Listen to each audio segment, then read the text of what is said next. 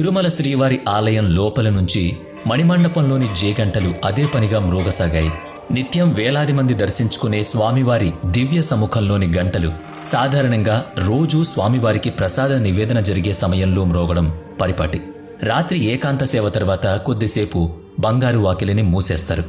ఆనంద నిలయం వాకిలి తాళాలు వేస్తారు. గాలి గోపురం కూడా మూతపడుతుంది.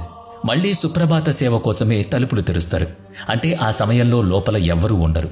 అటువంటిది ఆనాటి రాత్రి సుమారుగా 1 గంట సమయంలో ఆలయం లోపల మండపంలోని గంటలు మ్రోగడం అందరినీ ఆశ్చర్యచకితుల్ని చేసింది. ఏకాంత సేవ తర్వాత స్వామివారు విశ్రాంతి తీసుకుంటారని, కాబట్టి దర్శనాలు ఉండవని ఆగమశాస్త్ర నియమం. భక్తులు పూజారులు ఒక్కరు కూడా లోపల ఉండరు. అందుకని తాళాలు వేసే సమయంలో పొరపాటున ఎవరో భక్తులు లోపల ఉండిపోవడం, అది గమనించక ఆలయ అధికారులు తాళాలు వేయడం జరుగుతుంటుంది. అందుకని అతడు గంటలు మ్రోగించడం ద్వారా తాను లోపల చిక్కుకున్నాననే సంగతిని తెలియజేస్తున్నాడని భావించారు.